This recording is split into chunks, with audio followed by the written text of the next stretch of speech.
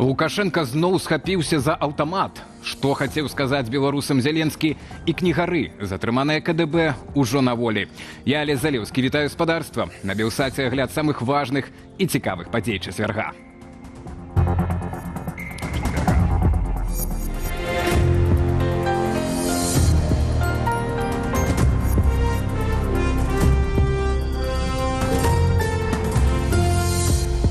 Пачынаем выданне з нечаканай пазітыўнай навіны з Менску. Вызваленыя два фігуранты так званай справы кнігароў. На волю выйшлі Алесь Яўдаха і Вацлаў Богданович. Пры гэтым Зміцер Колас і Вікторыя Богданович застаюцца ў СІЗА КДБ. Пра гэта паведамляюць праваабаронцы «Вясны». Выдаўцоў і распаўсюднікаў кніг затрымалі ў сярэдзіне лютага, спачатку паводле адміністрацыйных артыкулаў. Але пазней ім інкрымінавалі нібыта ўзаемадзеянне з экстрэмісцкім фармаваннем. Такім фармаваннем улады прызналі так званую кааліцыю друкарскіх выдавецтваў. Адметна, што зрабілі гэта ўжо пасля затрыманняў. А тым часам Лукашенко нагасцяваўся ў Кім Чен Іна. Яны схадзілі на канцэрт, абмяняліся падарункамі ды кампліментамі, але галоўнае – падпісаная дамова аб супрацоўніцтве. Што за ёй стаіць і якія наступствы гэта можа мець для Беларусі, разбіраўся Ян Федарович. Лукашенко вяртаецца ў Беларусь пасля двухдзённага візіту ў Паўночную Карэю. Вынікам ягонай паездкі стала падпісанне дамовы аб сяброўстве і супрацы паміж Беларуссю і КНДР. Две наши страны стремятся к строительству многополярного мира, основанного на принципах самостоятельности и справедливости, а также придерживаясь схожей позиции по многим международным повесткам дня. Канкрэтыкі наконт дакументу няма, затое Лукашенко і Кім Чен Ін абмяняліся падарункамі. Лукашенко атрымаў вазу з выявай сябе самога, шаблю і золата. Кіму ўручылі букет золата для жонкі, падарунак для дачкі, слуцкі пояс, беларускія прадукты, а таксама мадыфікацыю аўтамата Калашнікава. Магазин з яго на ўсялякі выпадак дасталі.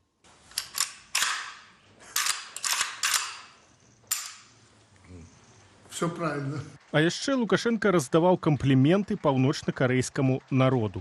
Вы знаете, я вам по-дружески могу сказать, как человек, уже увидевший все в этом мире, вашу страну ждет великое будущее с этим трудолюбивым, дисциплинированным народом. Зрэшты, пакуль будучыня ў КНДР вымалёўваецца не надта радасная. Паводле ААН, эканоміка гэтай краіны адна з найбяднейшых у свеце. А ейныя жыхары цярпяць як ад недахопу ежы, гэтак і ад татальнага прымусу з боку дзяржавы. За іншадумства іх караюць лагерамі ды смерцю. Кім Чен Ін – трэці кіраўнік краіны, унук заснавальніка Паўночнай Карэі Кім Ір Сэна. Уладу ён атрымаў у спадчыну. Ён пабачыў нешта цікавае, надзвычайнае для сябе. Гэта сапраўды надзвычайная краіна, бо тое, што там адбываецца, такіх краінаў у свеце няма. Калі ўвогуле сёння можна разважаць, яшчэ выкарыстоўваць гэты тэрмін таталітарная дзяржава, так вось тая дзяржава, якая найбольш падыходзіць да гэтага апісання, гэта менавіта Паўночная Карэя. Тая дысцыпліна, якую ён пабачыў, гэтая вонкавая адданасць, яму гэта вельмі спадабалася.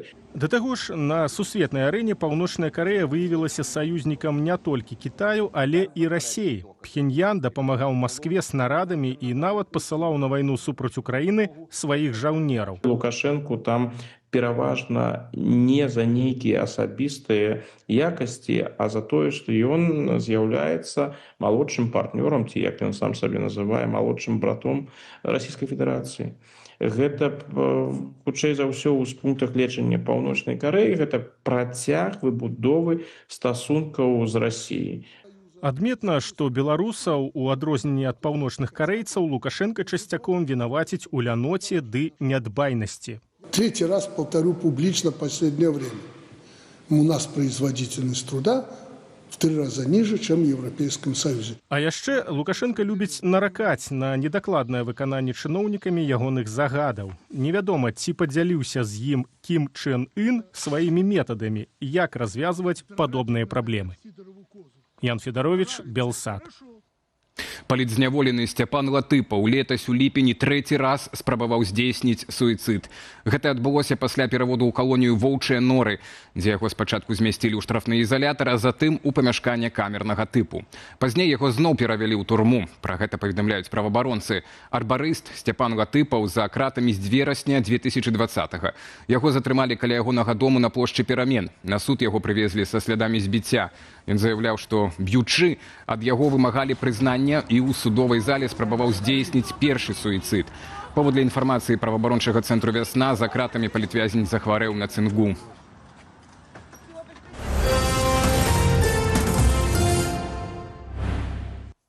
На Гомельшчыне ў Лоеўскім раёне дрон упаў проста на гарод мясцовага жыхара.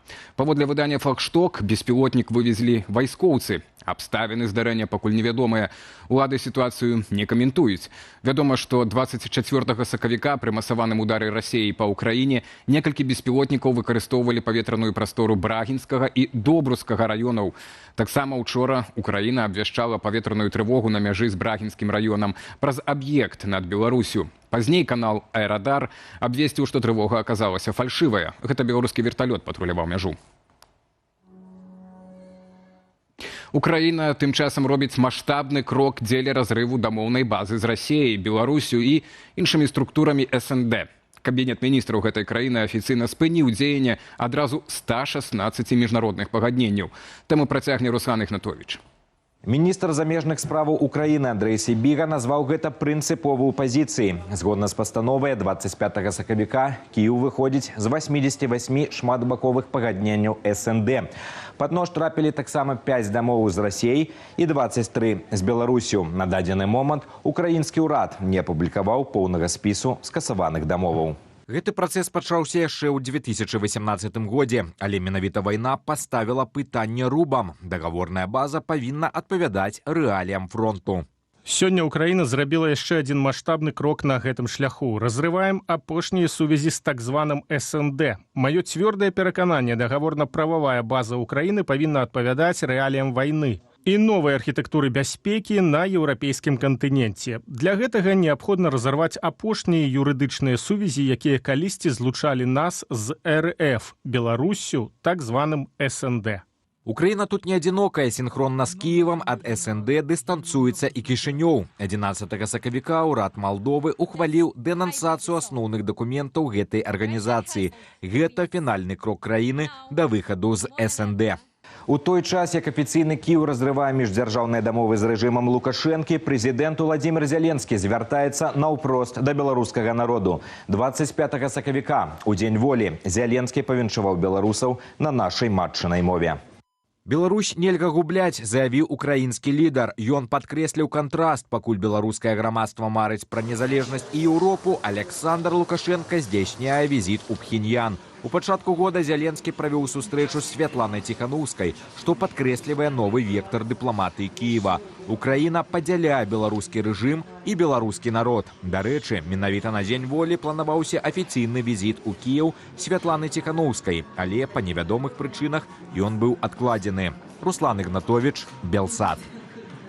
Сотня з раней затрыманых у Беларусі грузавых аўтамабіляў вярнулася ў Літву. Паводле службы аховы дзяржаўнай мяжы краіны большасць кіроўцаў грамадзяне Беларусі з літоўскім відам на жыхарства. Чакаюць вяртання яшчэ больш за 1000 цяжкавікоў. Фуры з літоўскай рэгістрацыі былі забакаваны ў Беларусі ў лістападзе. Пасля нядаўніх перамоваў з дэлегацыяй Злучаных Штатаў Лукашенко заявіў, што верне аўты уладальнікам. Цэны прымусовай стаянкі знізіліся амаль утрая, але з новым тарыфам яны даходзяць да 6000 евраў за фуру. Заплаціць складана і праз тое, што атрымальнік кампанія «Белмедсервіс» пад санкцыямі еўразвязу.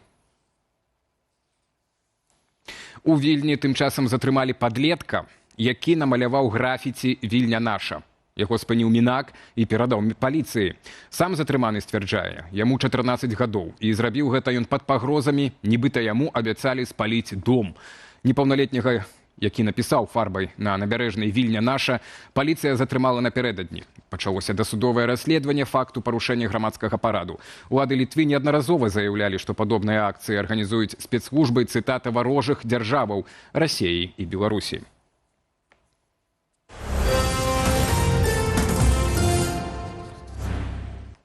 Нацбанк Беларусі запускае уласную сістэму імгненных плацяжоў праз QR-код, без пасярэднікаў і карткавых сетак. Улады называюць гэта крокам да фінансавай незалежнасці, але разам з тым узмацняецца і кантроль над плацяжамі. Як будзе працаваць сістэма крок у матэрыяле Юліі Цельпук. Прыкладаеш банкаўскую карту да плацежнага тэрміналу і гатова. Такі плацеж, аднак, толькі здаецца хуткім. Ён ідзе праз карткавую сетку, сістэму банкаўскіх пацверджанняў і тэрміналы. Банкі бяруць за гэта камісію. Нацбанк Беларусі ўводзіць сістэму імгненных плацяжоў праз QR-код. Скануеце яго смартфонам, ваш банк атрымлівае інфармацыю пра плацеж, а банк прадаўца грошы без прамежкавых сервісаў. Сервіс «Крок» – гэта паўнавартасная суверэнная альтэрнатыва міжнародным плацежным сістэмам, пабудаваная выключна сіламі айчынных спецыялістаў на нацыянальнай плацежнай інфраструктуры. Сістэма працуе стабільна. Ужо перайшлі ад пілота да фазы маштабавання. Вызначылі дакладныя тэрміны падключэння ўсіх банкаў. Ад ліпеня гэтага года да кроку падлучацца ключавыя банкі краіны. Ад снежня сістэма будзе даступная ўсім банкам і іх кліентам. Яна робіць краіну больш незалежнай ад замежных сістэм. І робіць все там трансферы, ўсё лягчэй для прадпрыемстваў. І для Беларусі гэта стратэгічна добра. І гэта добра для эканомікі беларускай. І гэта, што нават у вольнай Беларусі таксама павінна было бы зрабіць. Эканоміка Лукашэнкі пад санкцыямі, што абмяжоўвае частку міжнародных плацяжоў. SWIFT, Visa, MasterCard. QR-плацяжы падтрымаюць сістэму. З мінусаў яны будуць ісці прамымі нацыянальнымі каналамі, што ўзмоцніць кантроль дзяржавы над фінансавымі плынямі. Дзяржава можа караць якісь арганізатарам там, і што якісь персон, асоб, юрыдычныя асобы там, ці фізычныя адключэнне магчымасці. Гэта таксама можліва. Гэта ўжо ў Кітаі выкарыстоўваюць, там як калі сацыяльныя балы там адбіраюць. Пад рознымі назвамі сістэмы міжнародных QR-плацяжоў развіваюцца па ўсім свеце, патрабуючы міждзяржаўных дамоўленасцяў. Напрыклад, банкі Сінгапуру супрацоўнічаюць з Таіландам, Індыяй і Малайзіяй. У Лацінскай Амерыцы Бразілія з Аргентынай. Нацбанк Беларусі спачатку асвоіць QR-плацяжы ўнутры краіны, потым з замежнымі партнёрамі. Расія, Беларусь і краіны ЕАЭС ствараюць уласныя палітычныя і гандлёвыя арганізацыі, нацыянальныя інтэрнэт-сервісы і платформы. Супольная фінансавая сістэма можа быць наступным крокам. Юлія Цельпук, Белсат. І да іншых навінаў, медычныя універсітэты Беларусі рэзка павялічылі набор на бюджэтныя месцы і амаль адмовіліся ад платнага навучання. Паводле Міністэрства аховы здароўя такія змены дазволяць, цытата, большай колькасці таленавітых і матываваных маладых людзей атрымаць прэстыжную адукацыю бясплатна. Акрамя таго, прадугледжаны мэтавы набор. Калі раней ён складаў каля 80% на ўсе спецыяльнасці, то зараз будзе вагацца ад 45 да 70%. Залежна ад запатрабаванасці. Адмена платнага навучання азначае, што большасць студэнтаў-медыкаў будуць абавязаныя пасля дыплому адпрацаваць па размеркаванні. Тэрмін абавязковага адпрацоўвання ад 2 да 5 гадоў.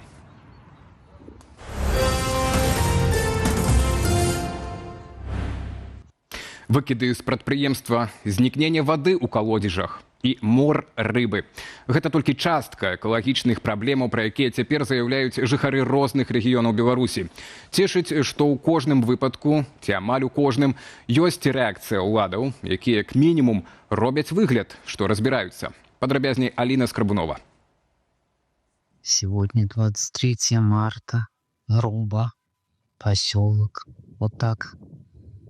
Доломит чадит. У вакне белая заслона, а на машинах слой белага пылу. Мястэчка Руба ў Віцебскім раёне зноўку накрылі выкіды з буйнога вытворцы даламітавай мукі і шчэбню прадпрыемства «Даламіт». По столбом страшно открывать, конечно, даже окна. Мінулым годам «Даламіт» павялічыў вытворчасць прадукцыі і, адпаведна, павялічыліся выкіды пылу ў паветра. Гэта пацягнула за сабою рост скаргаў жыхароў Рубы, на якую и оседает доломитовый пыл. Точно экологическая катастрофа, которая происходит в Витебском районе, потому что такой выброс, он влияет на состояние здоровья все понимают, что там находятся дети, находятся взрослые. Я тут рекомендую просто закрывать окна, пользоваться марлевыми повязками. На 2026 год адміністрацыя Даламіту запланавала мадэрнізацыю прадпрыемства, якая мусіць прывесці да зніжэння выкідаў даламітавага пылу ў атмасферу. Вот такая вот видимость. Пра іншую экалагічную праблему ў ТРЭЦ паведаміла жыхарка Меншчыны. Гэтак у вёсцы Узляны ў Пухавіцкім раёне ў калодзежах знікла вада. Раней яе не было толькі ў суседскім, а цяпер паводле жанчыны і ў ейным калодзежы. Прыехаўшы ў сакавіку, выявіла, што ў мяне гэтак жа вада знікла упершыню за 70 гадоў. Аказваецца, у многіх у вёсцы ў студнях няма вады. Звязваюць гэта з актыўнымі меліярацыйнымі працамі ў гэтым паселішчы. Тэлефанавала на гарачую лінію ў выканкам і почуту няма. Куды яшчэ звяртацца? Свідравіна не ў планах.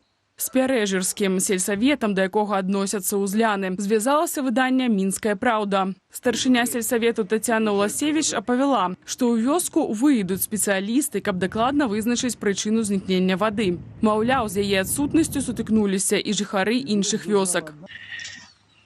Яшчэ адна экалагічная праблема – замор рыбы. З пачатку сакавіка такое здаралася мінімум у 5 розных вадаёмах. У Лунінцы, каля Ваўкавыску, у Кобрыні, на Меншчыне і цяпер на Піншчыне. Смотрите, сколько рыбы.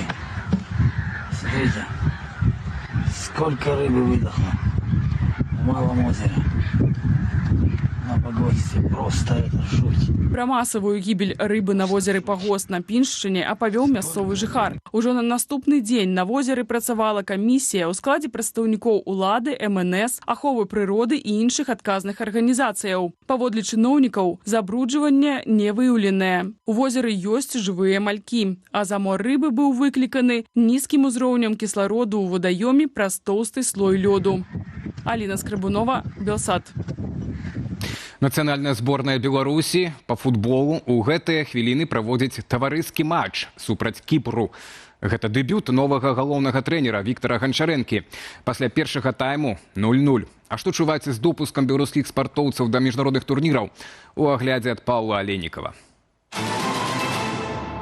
Пакуль гульцы, выкліканыя ў нацыянальныя каманды, праводзяць свае чарговыя матчы, клубны футбол пастаўлены на паўзу. Не выключэнне і Беларусь. Сезон у эліце распачаўся зусім нядаўна. Каманды паспелі згуляць толькі сустрэчы першага туру. І калі такая паўза не на карысць гульцам, то для большасці стадыёнаў з натуральным газонам гэта шанец, што іх пасля зімы прывядуць у належны стан. На натуральным газоне, асабліва калі яго паліць, мяч ходзіць у 2 разы хутчэй, чым на штучным. Добры штучны газон таксама мусіць мець паліў, мусіць мець тэхніку для расчэсвання. А ў нас гэтыя газоны маці родная. Там Ленін яшчэ бегаў. Ну, ёсць такія палі. Той жа стадыён футбольнага клубу Менск на Маяковцы. У больніцы ўжо стварылі асобную палату, каб прымаць адтуль кліентаў. Першая ракетка свету Арына Сабаленка прабілася ў паўфінал буйнога тэніснага турніру ў Маямі. У чвэрцьфінале беларуска ў 2 сетах з аднолькавымі 6-4 перамагла амерыканку Гейлі Баптыст. За выхад у галоўны старт Сабаленку чакае прынцыповая дуэль з другою ракеткаю свету Аленаю Рыбакінаю з Казахстану.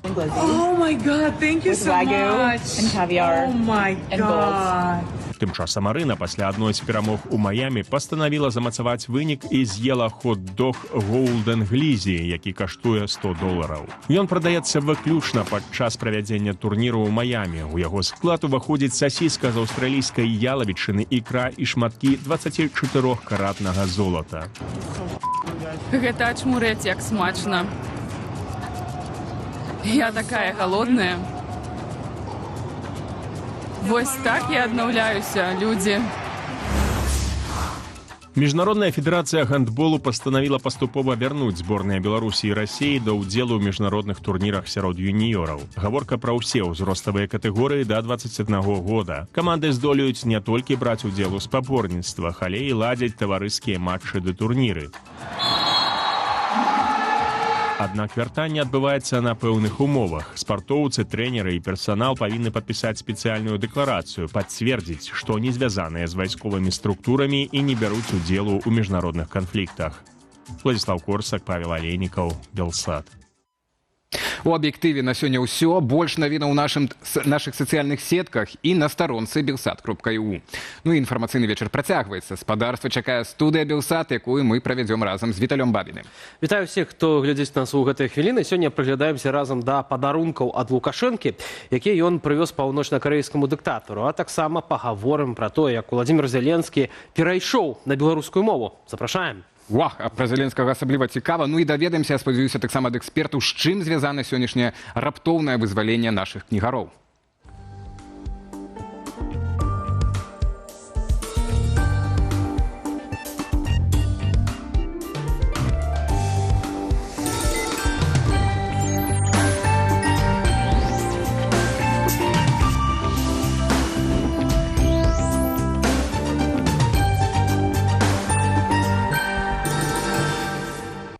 Спадарства, працуем у жывым эфіры. Віталь Бабін, Алесь Залеўскі. І адразу звяртаемся да нашай першай тэмы.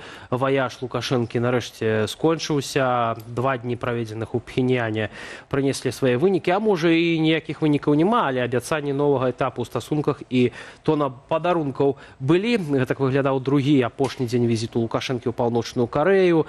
Бакі падпісалі дамову аб сяброўстве і супрацы, але дэталяў пакуль няма. Затое нам показали максимально падрабязна, што Кім і Лукашенко падарылі адзін аднаму. Афіцыйны вынік першага візіту Лукашэнкі ў Пхеньян – падпісанне, цытата, фундаментальнага дакументу дамовы аб сяброўстве і супрацы. Лукашэнка і сам прызнаў, што дасюль з віны Беларусі нашая краіна не мела шчыльнай супрацы з КНДР. Але цяпер яна, маўляў, актывізавалася. Што праўда, на відэа з перамоваў не згадваецца ніводны патэнцыйны кірунак узаемадзеяння. А вось афіцыйным падарункам прэс-служба кіраўніка Беларусі надала шмат увагі.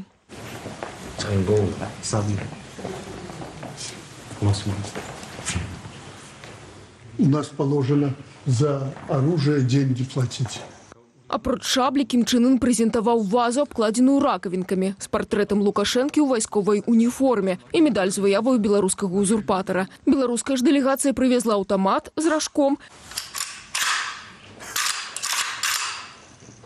Паводле Лукашэнкі гэта зброя беларускай вытворчасці, а таксама слуцкі пояс, залаты букет валошак, алкагольныя настойкі, гарэлку, слодычы і цэлы кош малочных прадуктаў.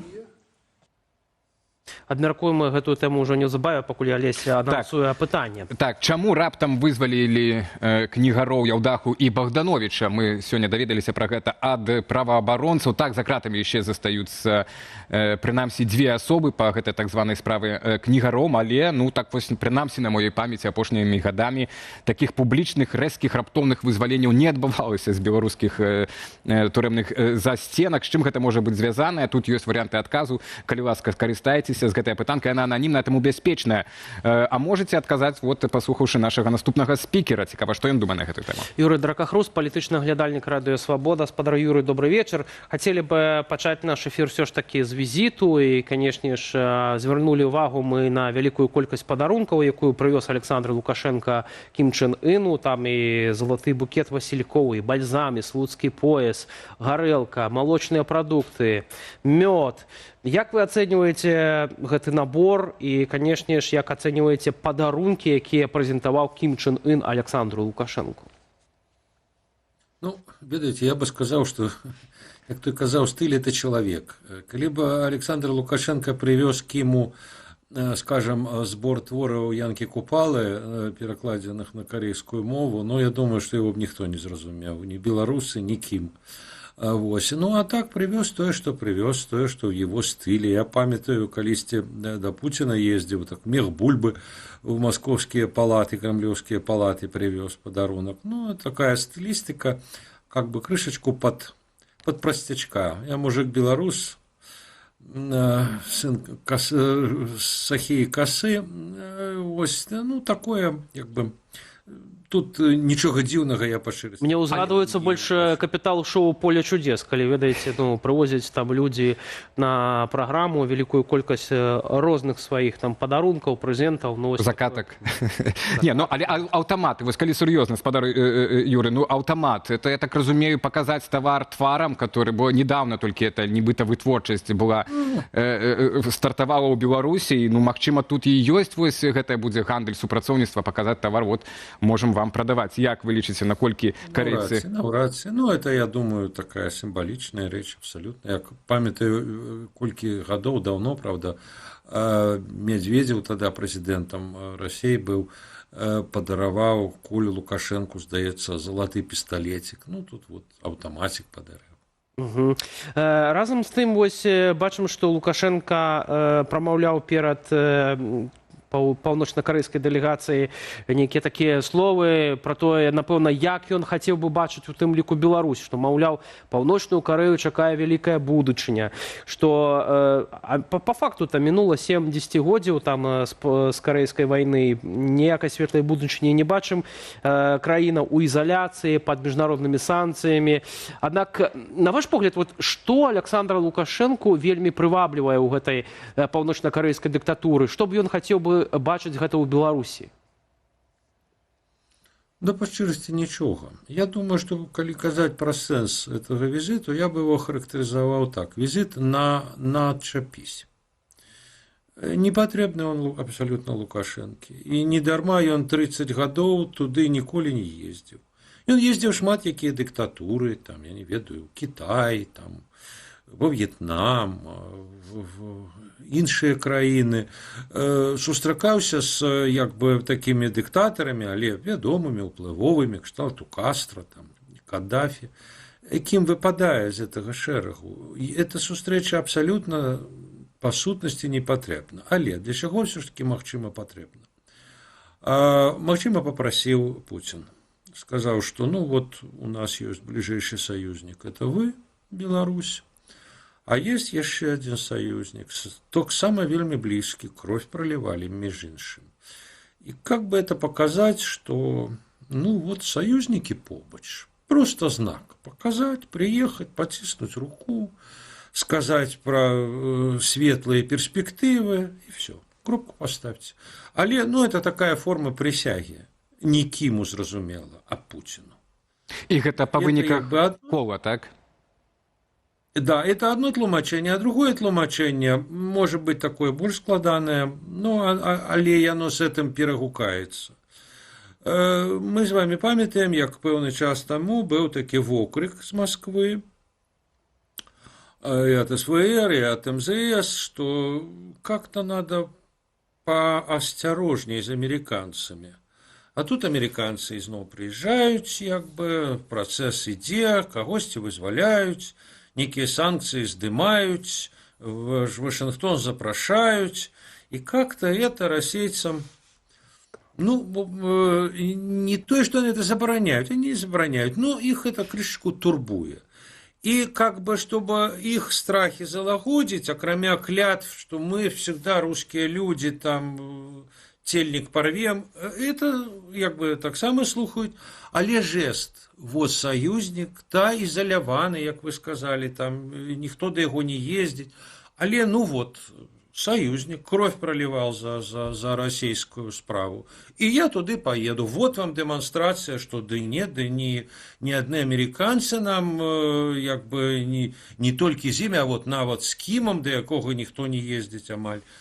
Я думаю, что вот такое послание. Опять же, адресат Москва, зусім никим, он никого не цікавить. Вот. А вот такой жест для Москвы, ці по яе просьбе, ці без просьбы, а просто такая разыгранная комбинация. Чему я так лічу? Тому что, ну, я еще раз скажу, ён ніколі туды не ездил, там ничего его не привабило. Вабило много где, в разных диктатурах, в Азербайджане, в Китае. Там какие-то сделки были, какие-то, решт, Ким, он же изоляваны и как бы в диктаторском свете. Он не выходит ни в ШАС, ни в БРИКС. Туды я поглядел за апошние 10 годов, был один визит Си у 19-м годе, у 24-м годе был визит Путина, в 19-м годе Ким и Трамп сустракаліся на нейтральной полосе паміж Кореями, и Трамп заступил за мяжу, ну, как бы наступил на землю Паўночнай Кореи. Все. Ну, и Лукашенко, вот сегодня. Все. За апошние 10 годов больше визитов не было. То есть, ніяким іншим диктаторам он не цікавы. Але калі Лукашенко глядзіць вось на то, як у Паўночнай Карэі перадаецца ўлада па спадчыне ад дзеда да бацькі, ад бацькі да ўнука, вось яго гэтая сістэма перадачы ўлады, няўжо яна яго не прываблівае? Бо ён жа ж доўга, я думаю, уже разважае над тым, як перадаць уладу сваім сынам.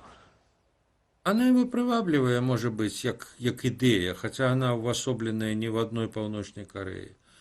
Но досягнуть такой ступени контроля над грамадством, як Паўночнай Карэі, ну, это не снілася ніякому Лукашенко, это не снілася нікому.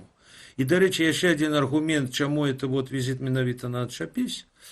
У Беларусі вельмі не кепскія адносіны і даволі, так сказаць, там і гандаль ёсць з іншай Карэяй, з Рэспублікай Карэяй.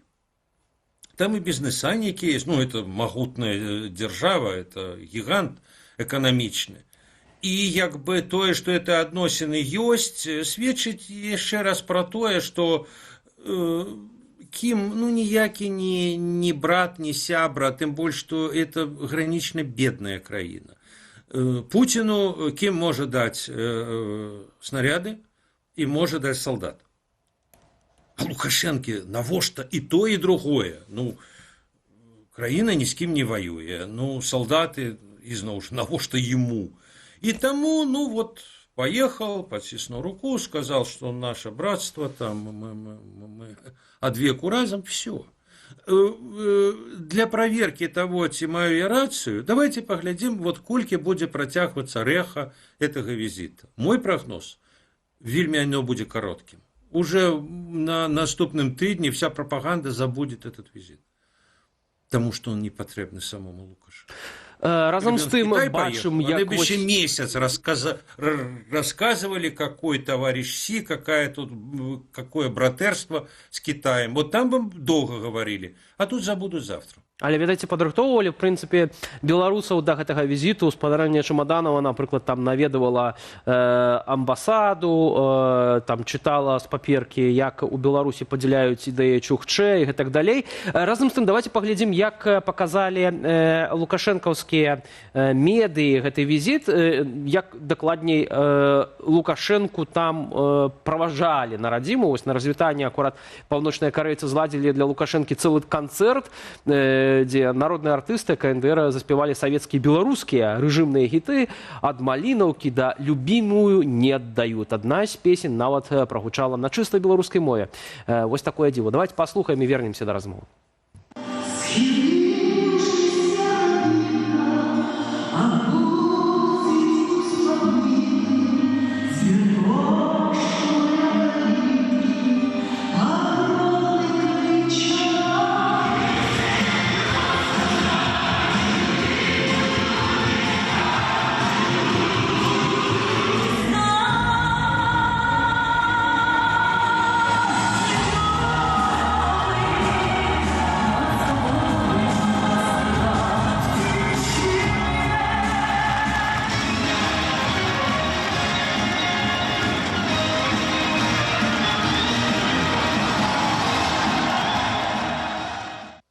Выглядае вельмі пафасна, але тут, што цікава, Лукашенко слухаў песні па-беларуску ў Паўночнай Карэі, чаго не вельмі часта можна назіраць у самой Беларусі.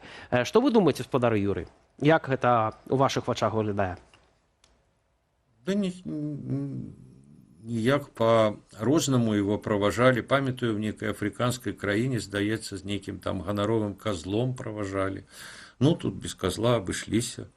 Як бы, тое, что ведаеце, тое, что вот песня по-беларуску, для меня это такі цікавы паказнік, як эта краіна далёка ад нас. В тым сэнсе, что, ну, вот краіны, якія як бы там побач, то яны як бы ведаюць, якой уплыў расійскай мовы ў Беларусі, які, як бы, як сам Лукашенко гаворыць па-расейску ўвесь час. А это космос. Яны для нас космос, але і мы для іх космос. И там разважаюць, ну, краіна где-то далёка, там в Европе, где-то на выселках. Як называется? Беларусь. Якая мова там? Беларуская. Ну, выканаем песню по-беларуску. А в чым праблема? Бо ж, я думаю, там вот так разважаюць. І ніхто не вдаецца ні в какие деталі, на якой мове там як бы многія размаўляюць. Написана краіна Беларусь, мова якая беларуская, ну вот и вы. Але вось там была песня «Любимая не отдадут», «Любимую не отдают». Это же вядомый гит за 20-й год.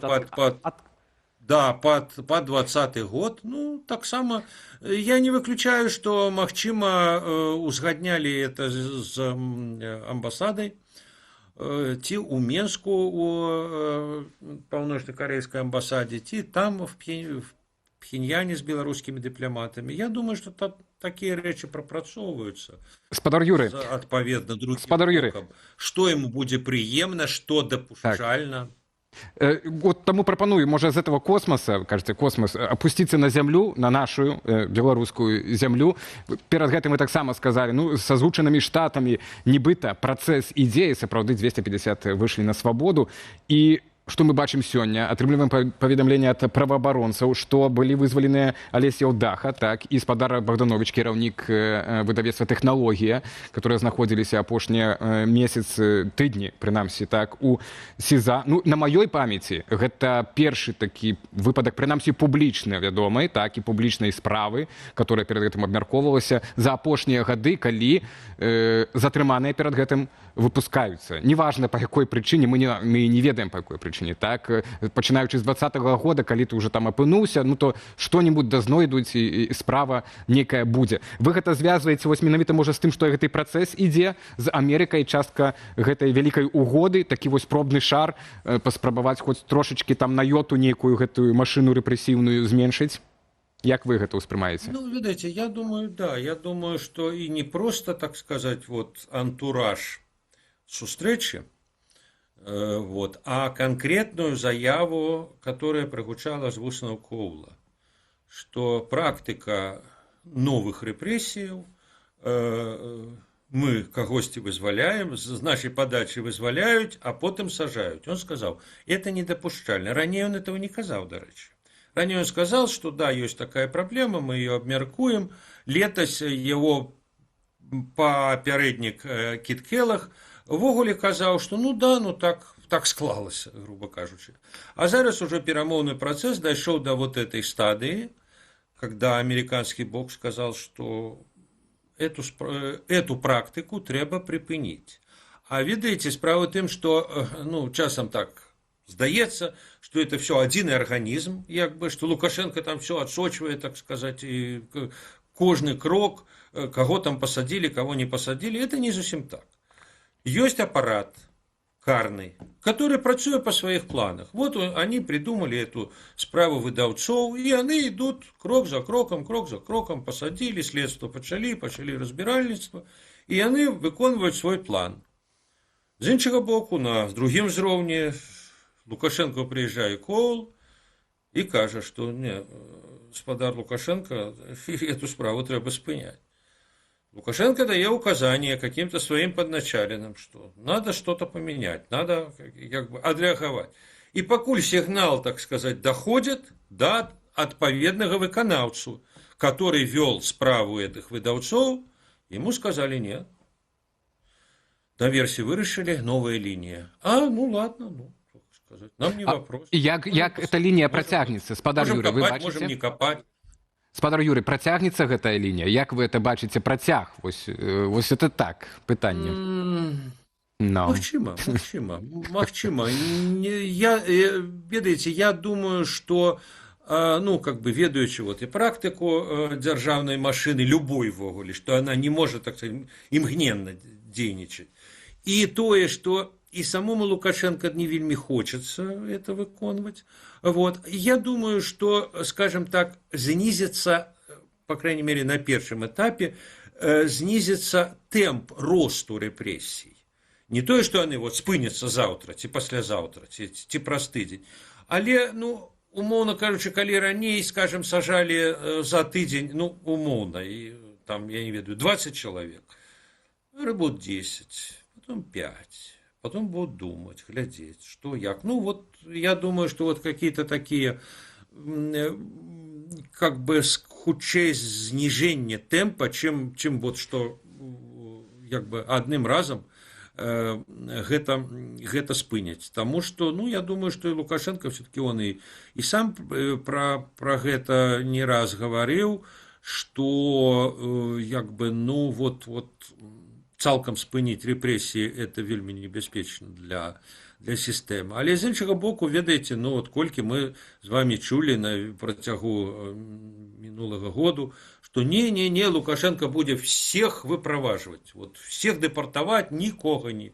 Ну, а высветлилось, что можно. Ну так, ну зафиксуем. Уже его, так сказать, там застрашили, те задобрили, те само по себе вот довер, который как бы у него возник с Трампом, они год маюць справу адзін з адным, і гледзячы па ўсім, они адзін аднаго не падманывалі на працягу этого года. Ну и уже можно як бы что-то зрабіць, крок насустрач. Это не значит, что пройти весь шлях насустрач бесплатно, нет. Ну, какой-то крок можна і зрабіць. Дзякуй вялікі, спадар Юры, так, за вашу аналітыку і за гэтую размову. Юрый Дракахруст, палітычны аглядальнік Радыё Свабода, быў з намі на відэасувязі. Так, зафіксуем. Сакавік 2026. Маем першую ластаўку аб збаўленні тэмпаў рэпрэсій. Наступная тэма. Украіна спыняе дзеянне дзесяткаў міжнародных дамоў з Беларусю, таксама тых, што заключалі ў межах СНД. 25 сакавіка украінскі ўрад скасаваў 116 міжнародных дамоваў. З іх 23 з афіцыйным Менскам і 87 з СНД. Паводле міністра замежных справаў Андрэя Сыбігі неабходна разарваць апошнія юрыдычныя сувязі, якія некалі звязвалі Украіну з Расійскай Федэрацыяй і Беларусю. Дагаворна-прававая база Украіны павінна адпавядаць рэаліям вайны і новай архітэктуры бяспекі на еўрапейскім кантыненце. Таксама сёлета Кабмін Украіны спыніў дзеянне пагаднення з Беларусі аб супрацы ў мытных справах. У 2025-м Украіна афіцыйна адмовілася ад супрацы з беларускім рэжымам у галінах вышэйшай адукацыі і сувязі. У 2023-м скасавала пагадненне аб свабодным гандлі і аб узаемным пераводзе і выплаце пенсіяў. Євген Магда, палітолог з Украіны, з намі на відэасувязі. Добрый вечар, спадар Євген. Вечар добры. Ці чуеце вы нас? Прывітанне. Так, ну, напэўна, такое ўжо чаканае пытанне пра тое, што больш за 4 гады ідзе вайна. Толькі зараз наважыліся разрываць гэтыя стасункі, гэтыя дамовы. Што перашкаджала раней? Ви знаєте, колеги, завжди є питання, чому це не було зроблено саме в той чи інший час. Тобто, я за те, щоб ми усвідомлювали, що зробити все просто за помахом чарівної палички технічно неможливо, як би ми цього не хотіли. І час – це дуже обмежений ресурс. Ви зараз показуєте з одного боку правильну картинку про те, що на День волі представники міжфракційного об'єднання за демократичну Білорусь наголосили на необхідності розриву дипломатичних відносин з Лукашенком. Але це з одного боку. З іншого боку, ми маємо усвідомлювати, що в парламенті в українському зараз зареєстровані дві постанови, які одна одну виключають. Одна пропонує визнати Білорусь окупованою, а інша пропонує визнати Білорусь співагресором. І це, ну, знаєте, я знаю, що в Білорусі люблять, щоб всього було по два. Але, ну, в даному випадку це трошки занадто. Тому це політичний жест політичної підтримки білоруського народу і демонстрації того, що з Лукашенком нам не по дорозі. Ну, власне, це показало і запровадження санкцій персональних проти Лукашенка. Спадар Євген, а як беларускаму народу адчитваць жест Киева пра несустрэчу Владимира Зеленскага і Святланы Ціхановскай? Яна так і не адбылася. Ви знаєте, ну, те, що Світлана Тихановська не відвідала Київ, це, я б сказав так буває. Мабуть, просто після зустрічі, яка відбулася, власне, 2 місяці тому в Вільнюсі, було трошки забагато ейфорії, і було вже, знаєте, зустріч сприймалася як те, що обов'язково відбудеться. Але, на жаль, цього не сталося. Проте я думаю, що Світлана Тихановська до Києва приїде, і ми маємо розуміти, що для неї це буде теж достатньо непростий візит, тому що вона поки що не відвідувала держави, які перебувають в стані безпосередньої війни. Для неї це теж серйозний виклик.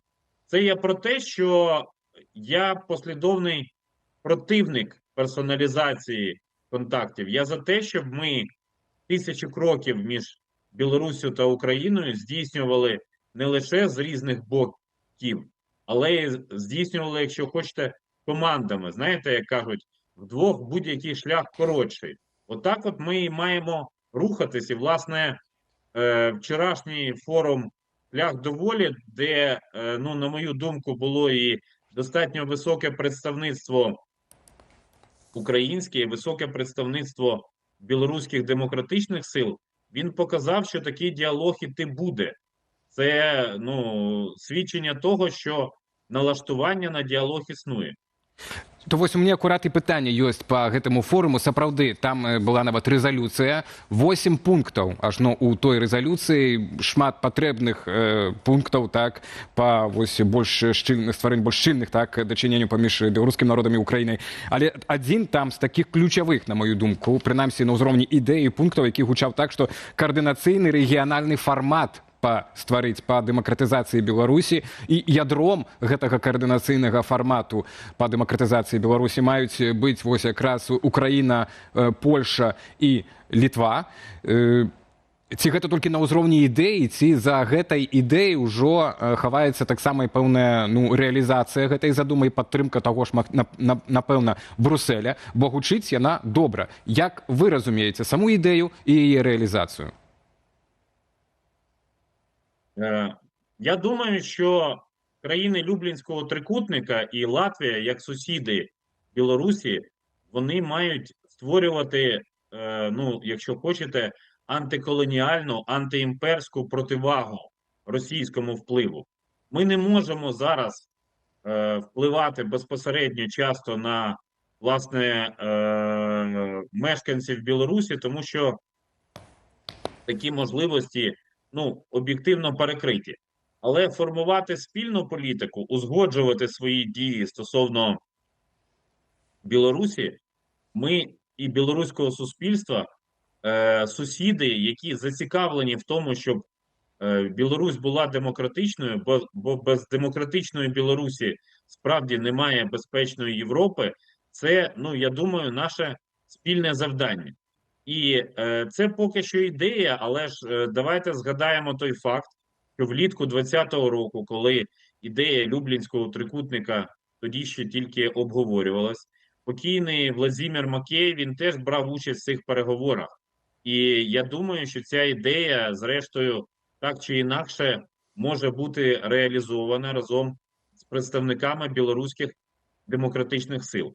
Я, знаючи, що є спецпредставники по контактах з білоруськими демократичними силами в згаданих мною країнах, тепер чекаю на те, щоб спецпредставник такий був в Україні, і тоді, я думаю, такий рух буде швидший. Вчора на панелі, яку я, до речі, модерував, представник українського МЗС Ілля Квас наголосив, що десь місяць-два виділяється на сьогоднішній момент на призначення такого спецпредставника. Тобто ми, я думаю, десь вже навесні цього року побачимо, хто в українському МЗС, чи як, можливо, спецпредставник президента буде відповідати за контакти з білоруськими демократичними силами. Спадар Євгеній, вчора беларусаў зрэшты з днём волі прывітаў украінскі прэзідэнт Владимир Зеленскі, прычым зрабіў гэта па-беларуску. Пост з віншаваннем з'явіўся ў сацыяльнай сетцы X. Давайте паслухаем прэзідэнта Украіны і вернемся да нашай размовы. Сёння дзень, які ведае кожны беларус, дзень волі. І гэта дзень народу, які яшчэ мусіць выпакутаваць і здабыць для сябе сапраўдную незалежнасць і рэальную бяспеку. Беларусь прайшла няпростыя павароты гісторыі, і тое, што увагі Еўропы для Беларусі не хапіла ў ключавыя моманты, гэта факт. Але Беларусь нельга губляць. І дакладна, не варта пакідаць па-за ўвагай народ Беларусі. Тое, што Лукашенко абраў менавіта гэты дзень для паездкі ў Пхеньян, далей ад свайго народу і бліжэй да сваёй мары пра пажыццёвую сямейную ўладу, вельмі красамоўна сведчыць пра ягоныя намеры. Спадар Евгений, ці пагадзіліся б вось з такім меркаваннем прэзідэнта Украіны? Я думаю, що тут якраз дуже цікавий момент, власне, в якому аспекті. Не лише вперше Володимир Зеленський привітав власне білоруський народ, не вітаючи Лукашенка, і привітав на День волі, а не на офіційний на сьогоднішній момент День Незалежності Білорусі, який за Лукашенка святкується 3 липня. Зробив це білоруською мовою, і мене дуже в даному випадку приємно вразив той факт, що український президент віддав належне тим білорусам, які є захисниками України, тобто які беруть безпосередню участь у бойових діях. Скажу, що станом на сьогодні білоруси – це найбільш чисельне іноземне представництво в силах оборони України. Відомо, що більше 1000 білорусів пройшло через, власне, і полк Калиновського, і інші підрозділи Сил оборони України.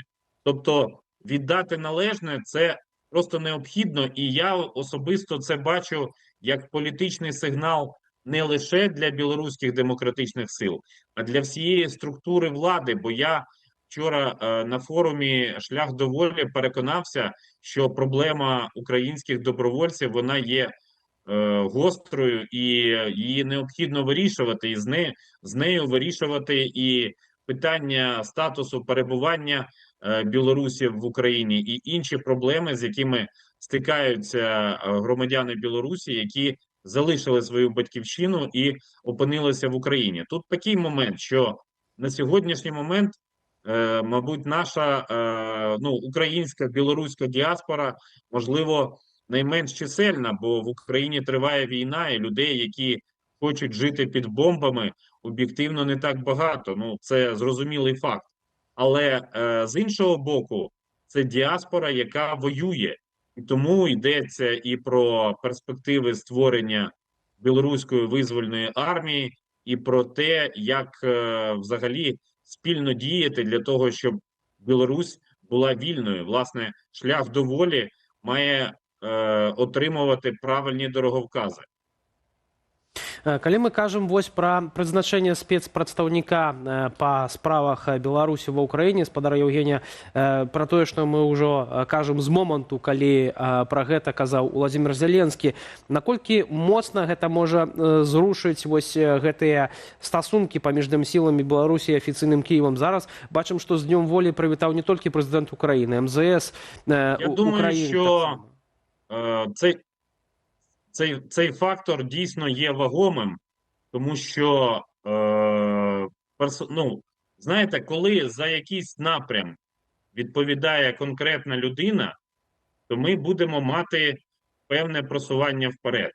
Якщо такого просування не буде, якщо не буде, ми бачимо, що вже рік немає людини, тобто є Ігор Кизим, який пішов у відставку, і він сам жартома себе називає експертом-початківцем, хоча в нього величезний досвід як посла в Білорусі, і як посла з особливих доручень, який намагався вибудовувати відносини з білоруськими демократичними силами і робив це достатньо успішно.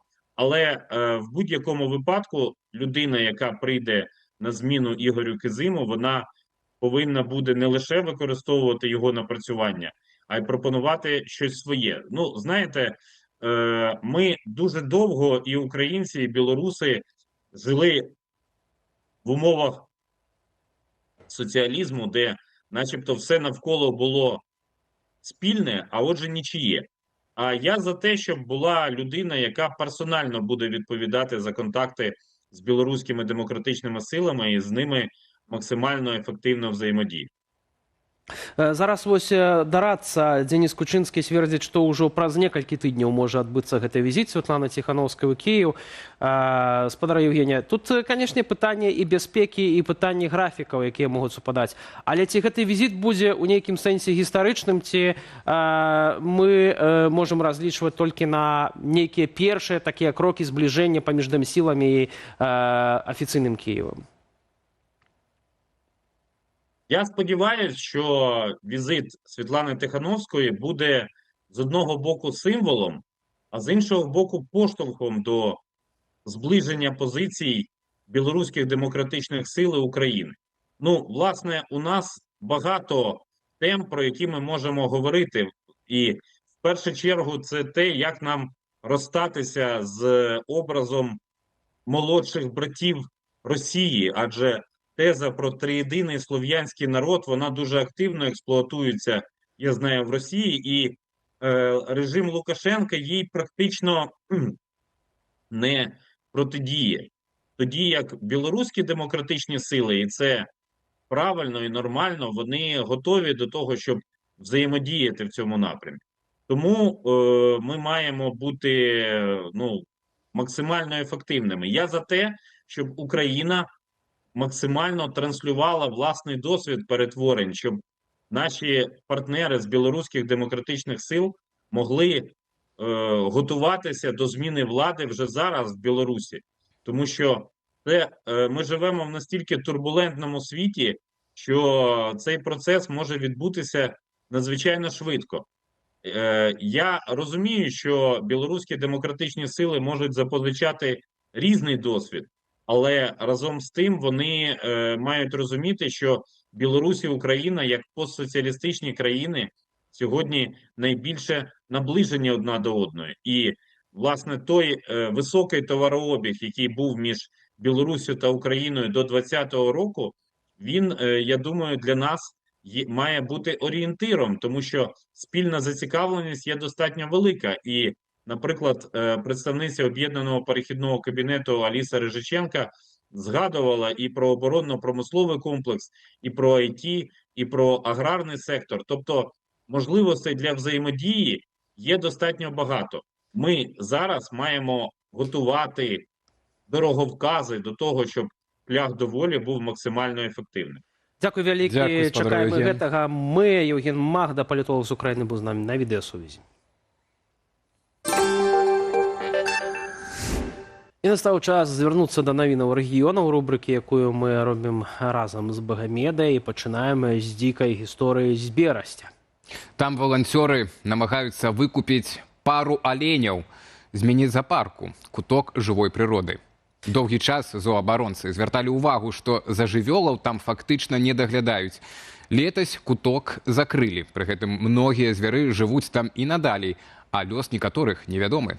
А вось двум маладым аленям валанцёры знайшлі новы прытулак, дом берасцейскага бусла. Уладальнікі ж выставілі рахунак 3850 рублёў. На відэа бачна, што алень абсалютна недагледжаны. Беларусы ў каментарах не разумеюць, чаму звяроў з кутка жывой прыроды не забралі раней, і падобна, што не прыцягнулі ўладальнікаў за жорсткае абыходжанне жывёлы. Пытанняў больш, чым адказаў, але людзі за сотні сабралі патрэбную суму і нават болей. Валанцёры спадзяюцца, што забяруць аленяў ужо днямі. Наступны прыпынак Магілёў. Там у цэнтры на плошчы Славы мяняюць плітку. Скажаце, у чым тут навіна? А у тым, што я перакладалі 10 гадоў таму да юбілею гораду і паклалі гранітную. Лічыцца, што яна асабліва трывалая і можа служыць і 50, і 100 гадоў, але не ў Магілёве. Там яна шмат дзе проста раскалолася, а прычынамі маглі быць памылкі ў праектаванні, дрэнная падрыхтоўка асновы ці парушэнне тэхналогіі укладання. Магілёўцы ў каментарах здзіўляюцца і падазраюць, што нехта добра заробіць, а таксама прапануюць заняцца іншымі дарогамі ці пракласці брукаванку. Маўляў, камені разламяць будзе праблематычна, нават калі класці крывымі рукамі. І зноў вернемся ў Берасць. Там грамадскі рэзананс дае надзею на захаванне унікальнага інтэр'еру свята-мікалаеўскага гарнізоннага сабору. Царква 19 стагоддзя моцна пацярпела падчас вайны, і следы баявых дзеянняў можна бачыць проста на сценах, але ў лютым з'явілася інфармацыя, што святыню хочуць атынкаваць і распісаць. У выніку пад ціскам берасцейцаў цяпер распрацоўваюць новы праект рэстаўрацыі, цытата, з улікам максімальна захаванага аўтэнтычнага помніку.